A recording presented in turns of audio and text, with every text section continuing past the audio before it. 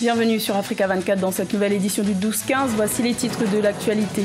Levée des sanctions imputées à l'Érythrée par l'ONU. Cette résolution, adoptée le 14 novembre, met fin à l'embargo qui visait l'Érythrée pendant des années. Le pays était accusé de soutien présumé aux djihadistes en Somalie. Une accusation que le gouvernement a toujours niée. Le secteur de l'artisanat est le premier pourvoyeur d'emplois en Côte d'Ivoire avec près de 40% de la population active.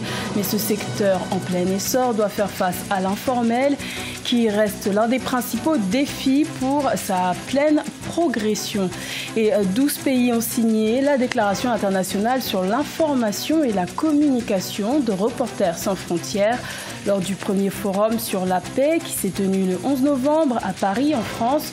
Seuls 3 pays africains figurent dans cette liste qui prône la liberté d'expression.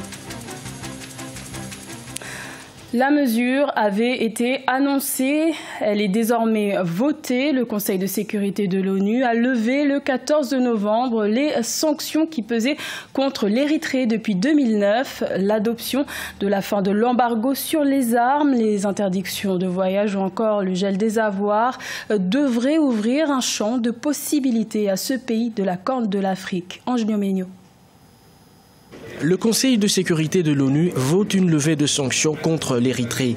Depuis 2009, ce pays de l'Est de l'Afrique est sous le coup de sanctions pour son soutien présumé aux djihadistes en Somalie. Finalement, le projet de résolution appelant à lever l'embargo sur les armes, les interdictions de voyage, les gels d'avoirs et autres reconnaît que les observateurs de l'ONU n'ont pas trouvé de preuves formelles que l'Érythrée soutienne les chebabs somaliens. Depuis son accession au pouvoir, le Premier ministre éthiopien Ahmed Abiy a posé un certain nombre d'actes, libération de prisonniers politiques, il a pacifié ses relations avec l'Érythrée, voyages, échanges commerciaux avec la compagnie aérienne. Donc aujourd'hui, plus rien n'empêchait l'Érythrée de ne plus être sous la menace de ces sanctions de la part des Nations Unies.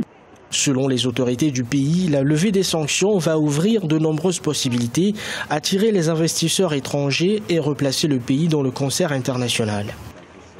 Ça refait de l'Érythrée un pays fréquentable. Quand vous n'êtes plus sanctionné par les Nations Unies, vous redevenez un pays fréquentable. Vous pouvez imaginer pouvoir normaliser vos relations avec des pays tiers qui, eux, disposent d'un certain nombre de moyens financiers qui peuvent vous aider à relancer votre économie. Ancienne province de l'Éthiopie, l'Érythrée a déclaré son indépendance en 1993 après avoir refoulé les troupes éthiopiennes de son territoire 2 ans plus tôt. Les deux pays se sont livrés entre 1998 et 2000, une guerre qui a fait 80 000 morts, notamment en raison d'un conflit frontalier.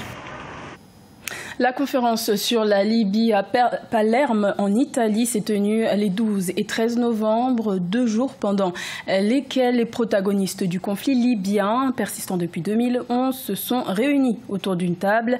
Il n'y a pas eu de grandes avancées, ce sont plutôt les profondes divisions et les conflits d'intérêts qui ont été exposés. Grazila Chakonte. Une poignée de main entre 2 rivaux. Voilà en substance ce que l'on peut retenir de la conférence de Palerme sur la Libye qui s'est clôturée ce 13 novembre 2018. Il était pourtant question de trouver une solution durable à la crise politique et sécuritaire, mais face aux divisions persistantes entre Libyens d'une part et entre pays tiers impliqués d'autre part, la montagne a accouché d'une souris. Chaque pays est en droit d'avoir ses propres ambitions en Libye. Mais chacun doit admettre que la concrétisation de ses ambitions requiert d'abord une Libye en paix, dans la préservation de son unité et de son intégrité. Mais au-delà des déclarations d'intention, la conférence a tout de même permis d'avancer dans l'organisation d'une conférence nationale libyenne prévue en janvier 2019. Quant aux élections générales, une échéance approximative a été fixée. Sauf accroc, elle devrait se tenir au printemps.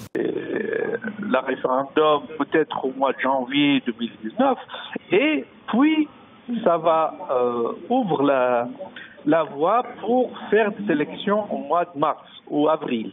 Ça c'est des théoriques, hein. C'est pas vraiment évident parce que les forces qui sur le terrain sont divisées. On a l'ouest de la Libye contrôlé toujours par des milices, surtout le capital Tripoli. On a dans l'est de la Libye l'armée nationale avec Haftar qui tient l'est de la Libye de main de fer et les choses n'avancent pas. Reste donc à mettre en place un cadre institutionnel adéquat pour ces échéances. À ce propos, le maréchal Khalifa Haftar s'est voulu rassurant, déclarant qu'on ne change pas de cheval au milieu du gué. L'artisanat est le premier secteur pourvoyeur d'emplois en Côte d'Ivoire, selon les autorités ivoiriennes, avec près de 40% de la population active. Ce secteur, qui est en plein essor, reste peu réglementé. Il est confronté à l'informel, une difficulté pour sa progression. Reportage de notre correspondant Oliva Diacotan. Insuffisance de sites pour les artisans, manque de financement de leurs projets et l'informel sont autant de problèmes qui minent le secteur de l'artisanat en Côte d'Ivoire. Ici à Adjamé, au nord d'Abidjan, les milliers d'artisans évoluant dans les 8 branches de métiers du secteur occupant cette zone n'échappent pas à ces réalités. D'abord, nous voulons un site définitif au niveau de la commune. Et à la suite de cela, on peut parler de financement. Parce que sans ce site définitif là, même quand nous approchons les banques qui sont prêts pour les artisans, mais quand ils viennent nous voir de la manière nous sommes exposés du jour au lendemain, on peut nous dire des parties, donc ça c'est pas une confiance. Selon les autorités ivoiriennes, contribuant à 15% du produit intérieur brut du pays, l'artisanat emploie 5 millions de personnes, soit 40% de la main active du pays. C'est donc un secteur qui contribue efficacement à la lutte contre le chômage. L'artisanat, ça diminue beaucoup le chômage. Voilà. Donc ça nous permet même de récupérer des jeunes, peut-être qu'il faut les appeler des œuvrés, qu'on arrive à insérer dans nos milieux très facilement. Notons que du 29 novembre au 9 décembre 2018, la 3e édition du marché ivoirien de l'artisanat aura lieu sous le thème artisanat, un atout pour l'émergence de la Côte d'Ivoire. 700 stands sont prévus pour cet événement. Bonne récolte pour la campagne agro-pastorale 2018-2019 au Burkina Faso. Les abondantes pluies tombées lors de cette saison hivernage ont donné satisfaction aux paysans malgré les doutes du début de saison.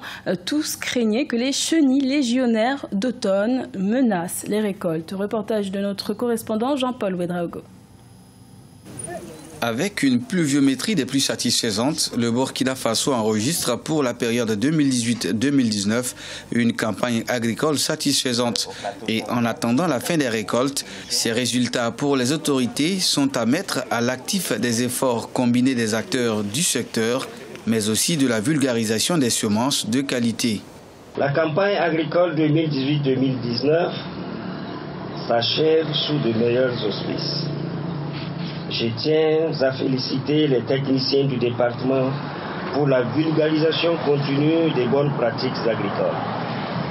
Je les exhorte à maintenir le cap pour l'atteinte des objectifs de production de la campagne agricole de saison sèche.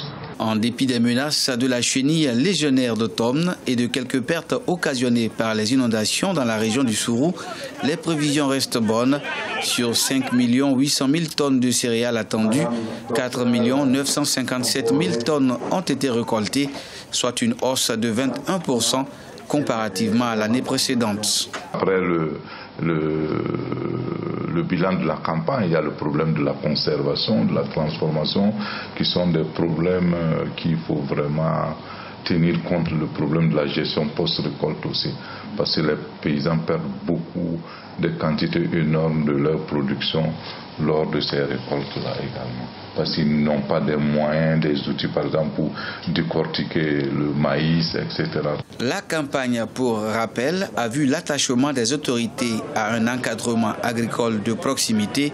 Pour la seule année 2018, plus d'1 milliard de francs CFA ont été investis dans la mobilité du personnel d'appui conseil, ce qui a permis d'impacter positivement la diffusion des paquets technologiques auprès des agriculteurs. La déclaration internationale sur l'information et la communication lancée à l'initiative de Reporters sans frontières a été paraphée le 11 novembre par 12 pays, dont 3 pays africains. C'était lors du Forum international sur la paix, un chiffre qui pourrait montrer l'inégalité de l'accès à l'information fiable dans le monde et en particulier sur le continent africain. Matita Diaby. Les présidents sénégalais, burkinabés et tunisiens ont signé dimanche 11 novembre 2018 l'engagement de mettre en œuvre l'initiative mondiale en faveur du droit à l'information. Il s'agit d'une réponse à l'appel de l'organisation non gouvernementale Reporters sans frontières qui déplore la détérioration du droit à l'information fiable et de qualité, notamment sur le continent africain. Nous devons travailler avec les journalistes, définir les règles de déontologie, protéger également leur intégrité physique et morale afin que l'opinion soit correctement informée à travers leurs actions. Les initiatives nationales visant à établir un environnement médiatique et informationnel de qualité en Afrique sont également mises en œuvre. Au Sénégal, l'Association sénégalaise des utilisateurs des technologies de l'information et de la communication ASUTIC a fait des recommandations aux autorités pour renforcer la liberté d'expression sur Internet dans le pays.